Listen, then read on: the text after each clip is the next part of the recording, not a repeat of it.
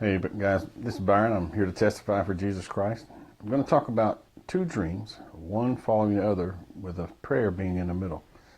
The first one, I was driving down the road. I saw a tree line like in a wooded area, and then I saw a mannequin standing on a road that entered into the trees. The mannequin was facing the roadway, had no shirt on, had orange pants on, and then had his arm extended out to the right with a shovel handle in his right hand. And the shovel, the spade of the shovel, was touching the ground.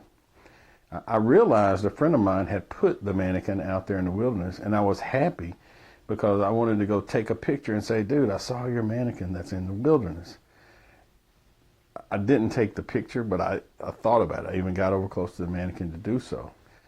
And then I woke up. I was puzzled. I didn't know what I had just seen. I prayed, the Lord, show me or tell me what I had just seen. I went back to sleep.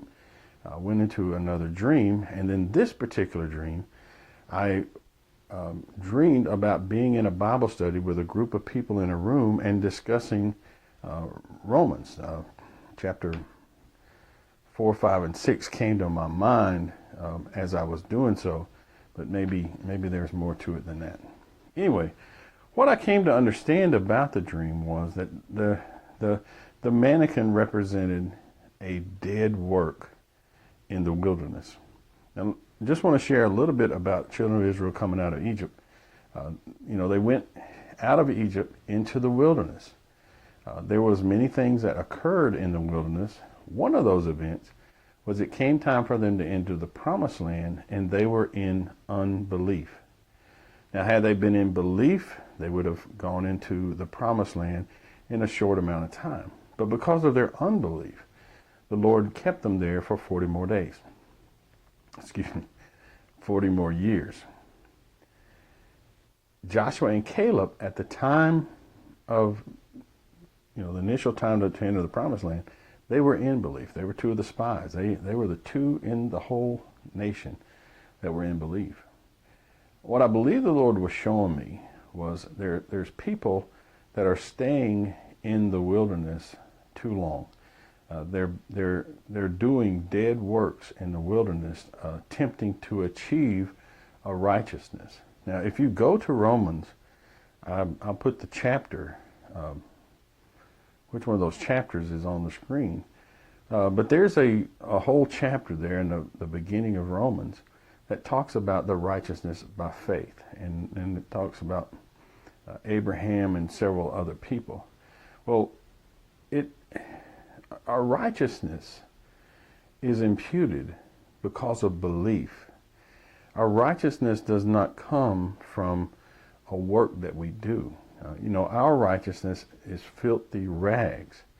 The Lord's righteousness, or God's righteousness, is what He's looking for, and it only comes to us by faith. Now, there is a difference between the works of faith, the works of the Spirit in one's life, which comes along by faith, and the works to somehow try to achieve a righteousness. You're not going to achieve righteousness by working at it. It's not going to happen.